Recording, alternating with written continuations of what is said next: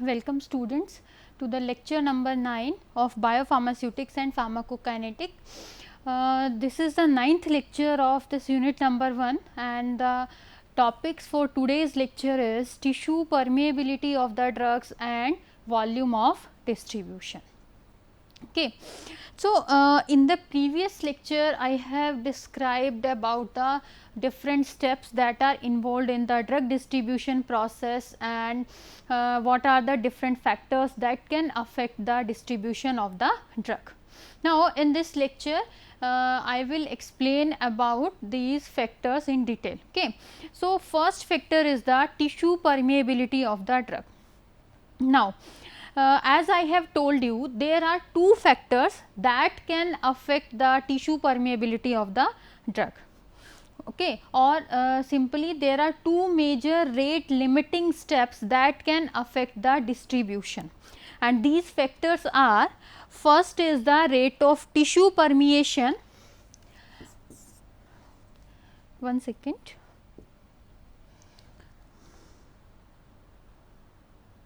The first factor is the rate of tissue permeation, and the second factor is the rate of blood perfusion. Rate of blood perfusion. Okay. So, if this rate of blood perfusion or the rate of blood flow to the entire body tissues is very rapid and uniform, and still it is found that there is a difference in the degree of distribution among the different body parts, then the reason behind that deviation or that difference in the drug distribution will be because of the difference in the rate of tissue permeation. Okay.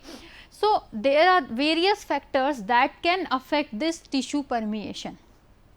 Okay.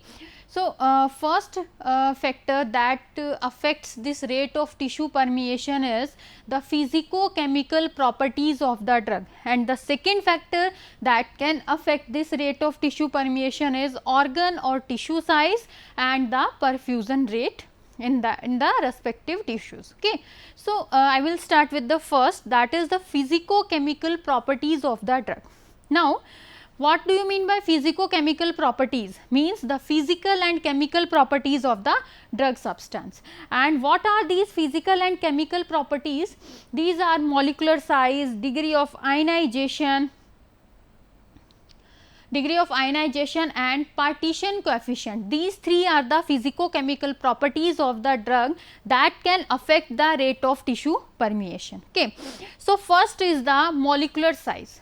Now, as all we know that the drug molecules that are having the molecular size or molecular weight less than 500 to 600 Dalton, they can easily cross the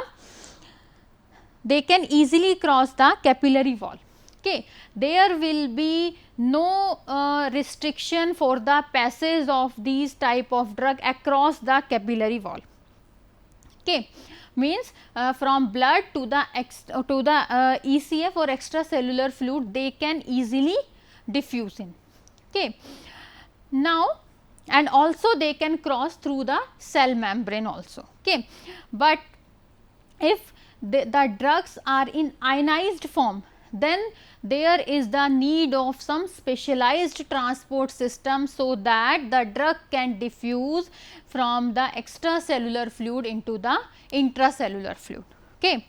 And another point is there that if the drug is bound to any protein component, then also because of this complex formation, the molecular size of the complex will be more. Because of this, the drug will not, this complex will not be able to permeate through the cell membrane. Okay. So, the drugs, if they are in the unionized form, okay, if they are in unionized form, they can easily cross to the capillary wall as well as the cell membrane, and if the drug are in ionized form, then there will be some restriction for the passage of these type of drug across the cell membrane, and there will be the need of some specialized transport system for the passage of that like of drug. And this ionized drug, if they are not having the sufficient lipophilicity or their partition coefficient value is not higher, then they will not be able to get permeate across the cell membrane. Okay. So, this is the effect of degree of ionization and the molecular size. Then third factor is the partition coefficient. Okay.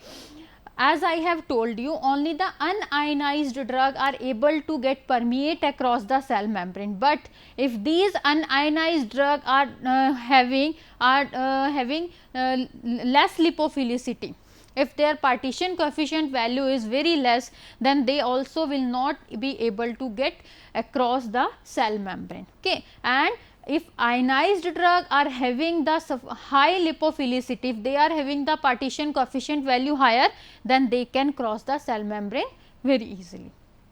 Okay. So, all the drugs that ionizes at the plasma pH cannot permeate across the lipoidal membrane. So, this is the tissue permeability of the drug. Okay. So, there are three factors: molecular size, degree of ionization and partition coefficient. These three are affecting the physicochemical properties of the drug that are ultimately affecting the tissue permeability of the drug. Okay. The another factor, that is the organ or tissue size and the perfusion rate. Sorry. Next is the physiological barriers. This is the another parameter that also affects the tissue permeability of the drug. Okay. So, we are having 6 different types of parameter. First is the simple capillary endothelial barrier, second is the simple cell membrane barrier, third is the blood brain barrier, fourth one is the blood CSF barrier or cerebrospinal fluid barrier, blood placental barrier and blood testes barrier. Okay. So, first barrier is the simple capillary endothelial barrier. So, simply speaking, this is not at all a barrier for the passage of the drugs. Okay.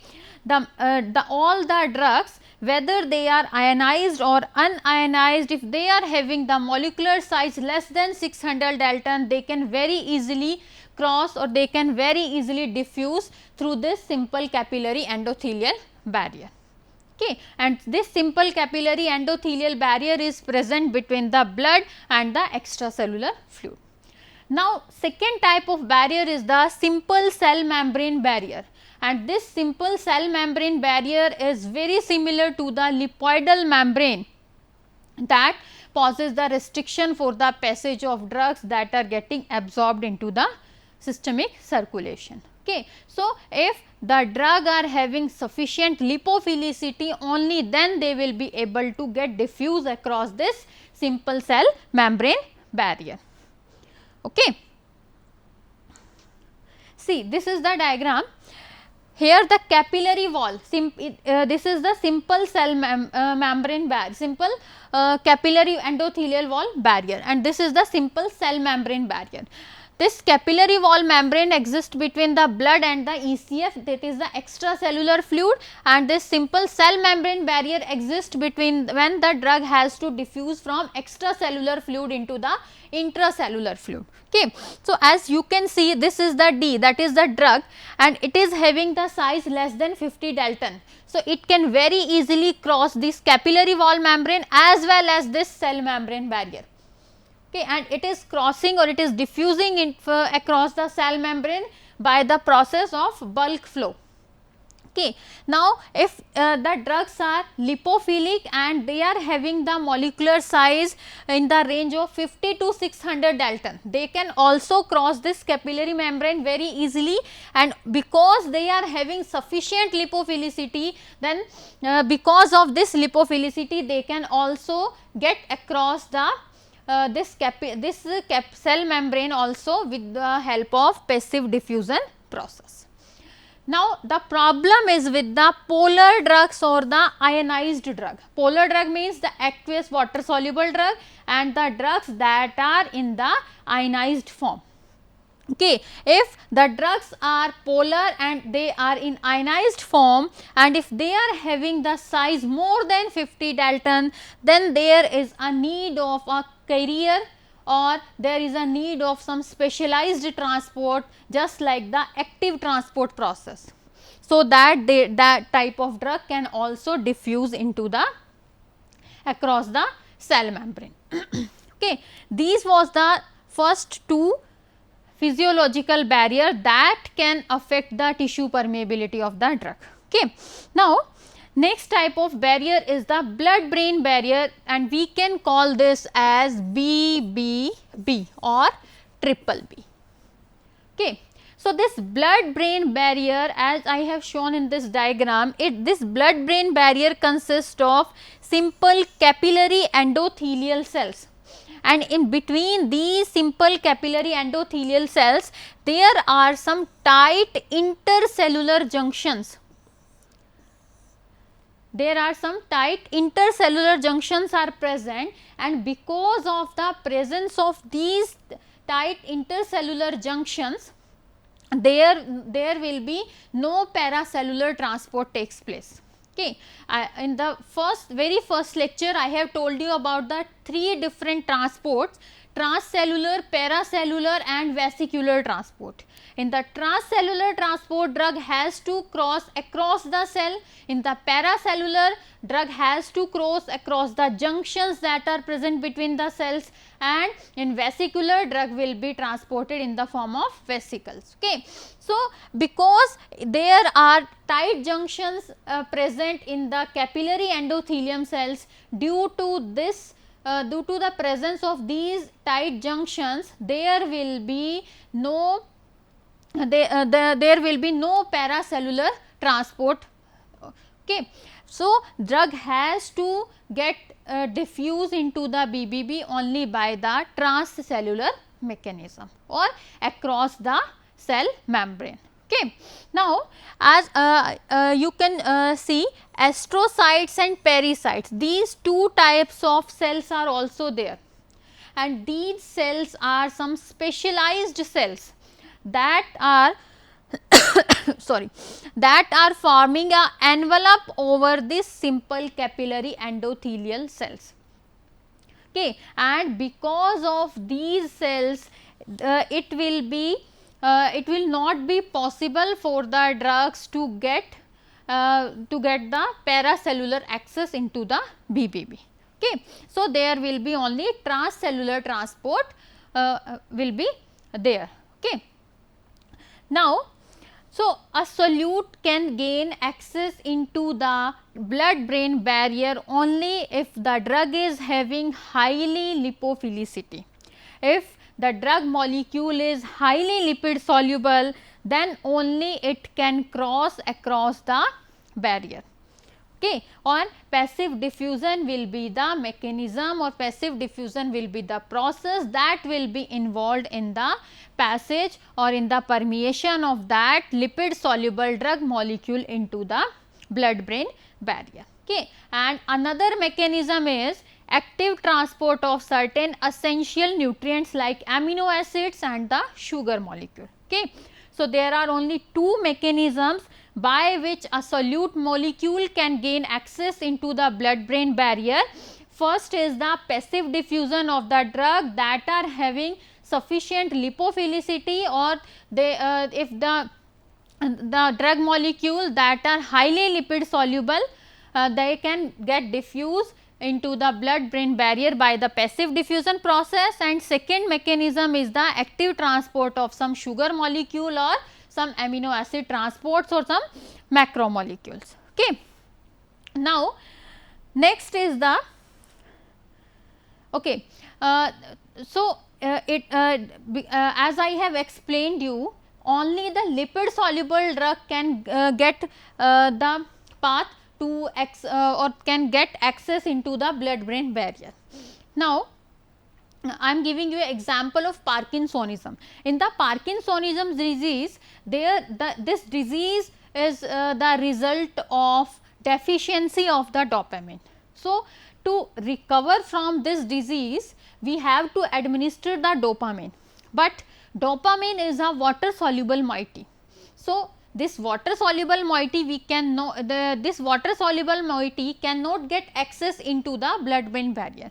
So, to get it administered into the blood brain barrier, it has to be converted into its lipophilic version or its lipid version. Okay. So, dopamine is converted into levodopa, that is the lipophilic form of the dopamine.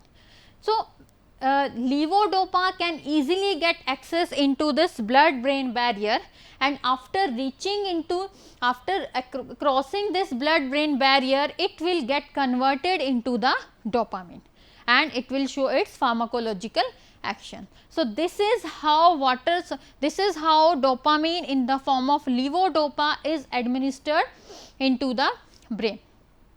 Okay. Now, so we can use different approach to promote the crossing of blood brain barrier. So, there are three different approaches. First is the use of certain permeation enhancer. In the first approach, we can use permeation enhancer just like DMSO. What is the full form of DMSO? It is the dimethyl sulfoxide. This is a permeation enhancer that can be easily incorporated into the dosage form, so that they can get access into the blood brain barrier. Second is the osmotic disruption of the blood brain barrier. And how this osmotic disruption takes place? By administering the mannitol into the carotid artery. Okay. Now, third mechanism is the use of dihydropyridine redox system. Dihydropyridine redox system. Okay. We can have three different approaches, so that to gain access into of the drug molecule into the blood brain barrier. First approach is the use of permeation enhancer. What is the permeation enhancer? The example of permeation enhancer is the DMSO, that is dimethyl sulfoxide. The another example of another mechanism to get access into the blood brain barrier is the osmotic disruption that can caused by administering mannitol into the carotid artery. Third is the dihydropyridine redox system. Now, how this dihydropyridine redox system works? In this case, dihydropyridine moiety is linked to the drug molecule. When this moiety is linked to the drug molecule, then it will be converted into its prodrug form, and when this prodrug is administered, it can easily gain access into the blood brain barrier, and after reaching in the brain with the help of CNS enzyme, this dihydropyridine moiety will get oxidized in the form of polar pyridinium ion, and the drug will get released from this complex. Okay. And this pyridinium ion will not get back out or will not get diffused out from the brain into the body. So, this drug will get trapped into the brain and it will show its pharmacological action. Okay.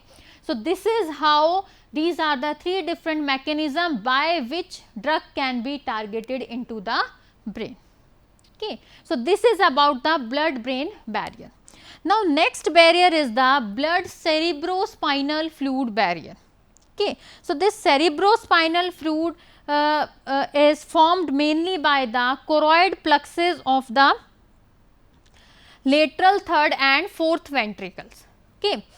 So, as I have told you, in the blood brain barrier there are tight junctions that are present in the capillary endothelium barrier, but in case of blood cerebrospinal fluid barrier, there will be no tight junctions present in the capillary endothelium. There will be open junctions, but there are tight junctions in the choroidal cells. Okay. This, as I have told you, blood cerebrospinal fluid barrier is formed by the choroidal cells. as it is shown in this diagram. This is the cerebrospinal fluid. Here it is the simple endothelium cells, capillary endothelium cells, and there is no junctions between these.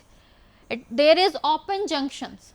Okay. But in case in the choroid cells, there are tight junctions that are present in this, and these tight junctions will form the blood CSF barrier or blood cerebrospinal fluid barrier. Okay. Next is the blood placental barrier. Now, what do you mean by blood placental barrier? Okay.